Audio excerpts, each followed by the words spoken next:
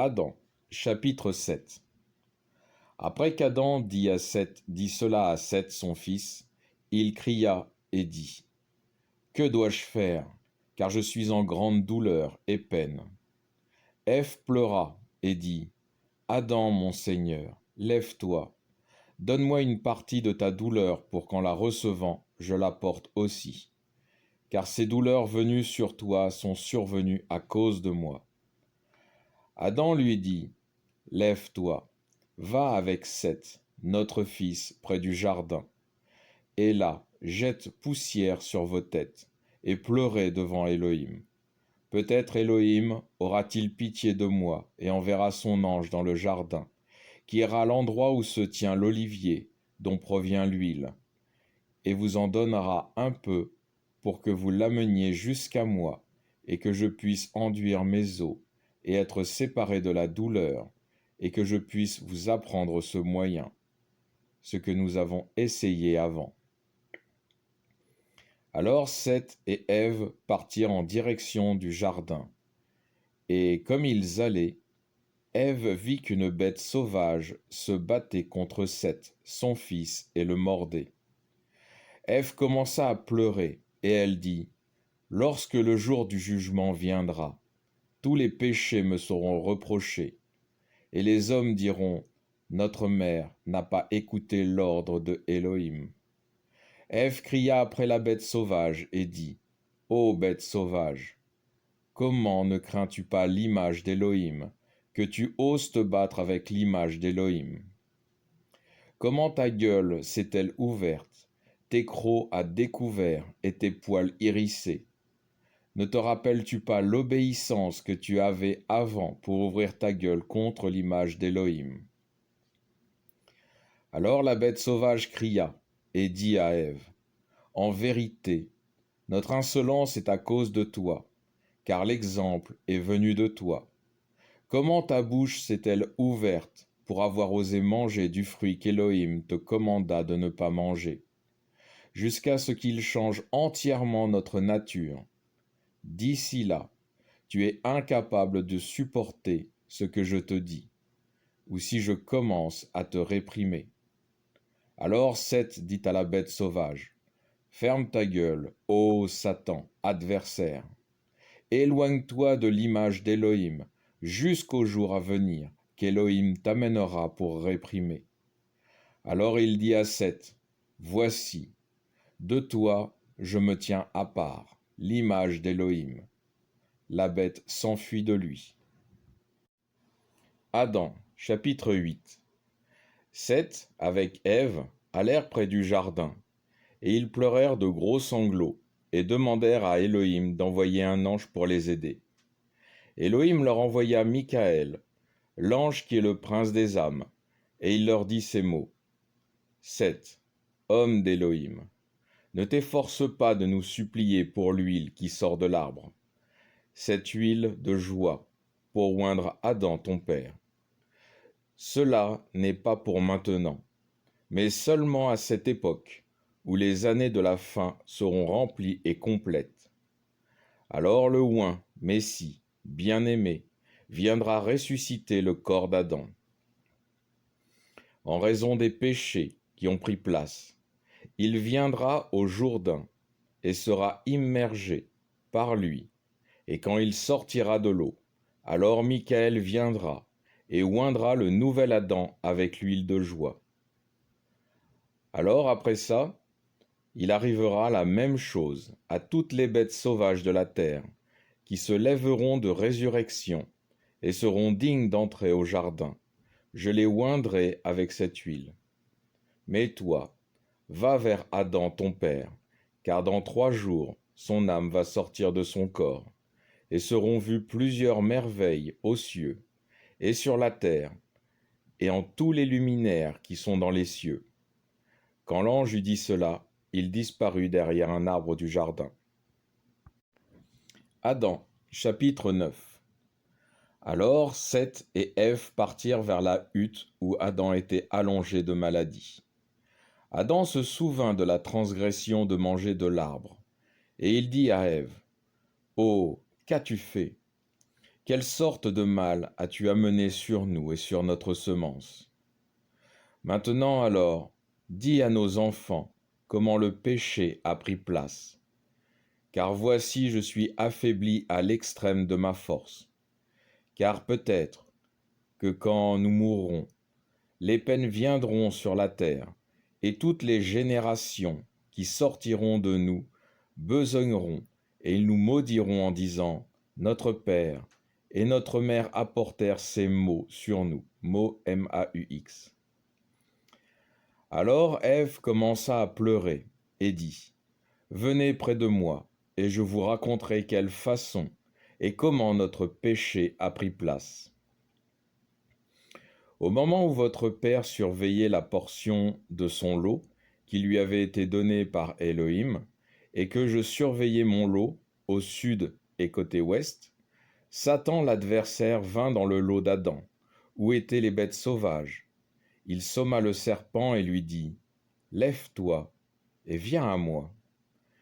Car Elohim avait divisé les bêtes sauvages et nous les attribua, les mâles à votre père, et il m'attribua les femelles.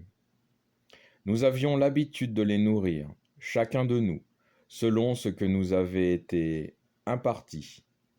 Satan l'adversaire dit au serpent, Lève-toi et viens à moi, et je te dirai quelque chose qui est profitable pour toi. Alors le serpent vint à lui, et Satan l'adversaire lui dit, J'entends que tu es plus sage que tous les animaux sauvages, et je suis venu pour le voir. J'ai trouvé qu'il n'y avait personne comme toi, en agilité, parmi tous les animaux, lorsqu'Adam donne à manger à toutes les bêtes sauvages, ainsi qu'à toi. Quand alors toutes les bêtes sauvages vinrent s'incliner devant Adam, Satan l'adversaire vint avec eux, et dit au serpent, Pourquoi t'inclines-tu devant Adam chaque matin? Tu as été formé avant lui. Pourquoi toi, qui le précèdes, t'inclines-tu devant le suivant, plutôt que le plus jeune s'incline devant le plus vieux? Pourquoi t'inclines-tu devant Adam? Ou pourquoi tu es nourri par Adam, et n'es pas nourri du fruit du jardin? Viens, lève-toi, viens à moi, et entends ce que je dis. Comme nous, faisons expulser Adam du jardin, afin que nous retournions dans le jardin.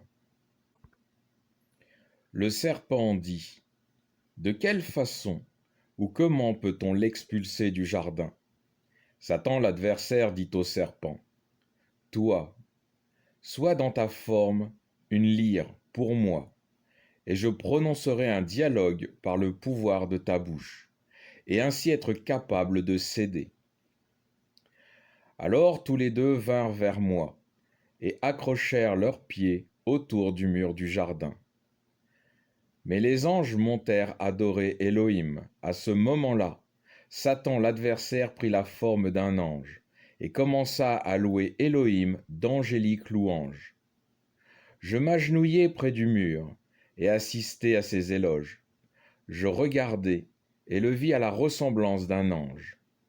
Mais quand je regardai de nouveau, je ne le vis plus. Alors il partit pour sonner le serpent, et lui dit, Lève-toi, et viens à moi, afin que je puisse entrer en toi, et parler par ta bouche aussi longtemps que ce que j'ai à dire. À cet instant, le serpent devint une lyre pour lui, et retourna au mur du jardin. Il appela et dit, Ô femme, comme tu es aveugle dans ce jardin de délices, lève-toi, viens à moi, et je te dirai certaines paroles. Quand je m'approchai de lui, il me dit, Es-tu Ève? Je dis, Oui, je suis. Il répondit et dit, Que fais-tu dans le jardin? Je lui dis, Elohim nous a placés à surveiller le jardin. Satan, l'adversaire, répondit et me dit par la bouche du serpent, Ce travail est bien, mais viens, manges-tu de tous les arbres qui sont dans le jardin? Je lui dis, Oui, nous mangeons de tous, excepté du seul arbre qui est au milieu du jardin, qu'Élohim nous a commandé. Ne mangez pas de cela, car si vous en mangez, vous mourrez certainement. Alors le serpent dit, comme Élohim vit, je suis grandement concerné pour vous, car vous êtes comme des bêtes depuis que Dieu vous a privé de cela. Mais je ne souhaite pas que tu sois ignorante. Viens, viens et mange de l'arbre, et tu verras quel honneur sera le tien. Je lui dis, je crains de mourir comme Élohim nous a dit.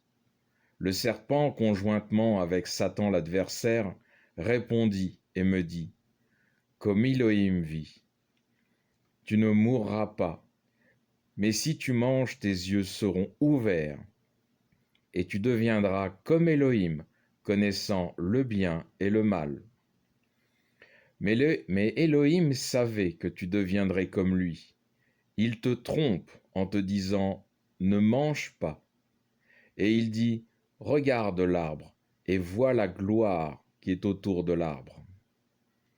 Quand je regardai l'arbre, je vis cette grande gloire qui était autour de lui. Je lui dis, l'arbre est bon, et il semble plaisant pour moi, mais je ne peux aller et prendre du fruit. J'ai peur. Viens ici si tu n'as pas peur. Apporte-moi du fruit, et je mangerai. Ainsi je saurai si tes paroles sont vraies ou pas. Alors le serpent m'appela et dit, viens, ouvre la porte pour moi, et j'entrerai, et je te donnerai du fruit. Quand il entra, il s'avança un petit peu dans le jardin et s'arrêta. Je dis, pourquoi t'arrêtes-tu? Il me dit, lorsque je te donnerai à manger, et que tes yeux s'ouvrent et deviennent comme Élohim. Peut-être tromperas-tu Adam et ne lui donneras pas à manger du fruit, et il deviendrait comme une bête pour toi. Mais toi, si tu souhaites, jure-moi véritablement que tu lui donneras à manger, et que tu ne tromperas pas Adam ton mari. Je lui dis, je ne connais aucun serment par lesquels je peux le jurer, mais je te dirai par ce que je connais, par les plantes du jardin, par les chérubins, par les séraphins, et par le Père qui est assis dans les cieux, descend dans le jardin, que si je mange et comprends toutes choses, je ne retiendrai pas, mais je donnerai à manger à mon mari Adam. Après cela, qu'il m'avait piégé par un serment, alors il me conduisit et m'amena vers l'arbre, et il s'avança vers l'arbre.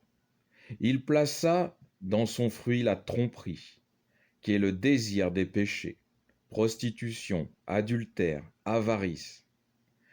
Il abaissa les branches de l'arbre jusqu'à terre. Je pris alors une portion du fruit et je mangeai. Dans l'heure, j'appris de mes yeux que j'étais dénudé de la gloire avec laquelle j'avais été habillé. Alors je commençai à pleurer et dis, que m'as-tu fait? Mais je n'étais plus mortifié au sujet de la guerre que l'ennemi faisait contre moi. J'eus alors la connaissance que dorénavant, il me conduirait dans les profondeurs du Shéol, la tombe. Alors Satan l'adversaire fit ceci. Il descendit de l'arbre et se cacha dans le jardin.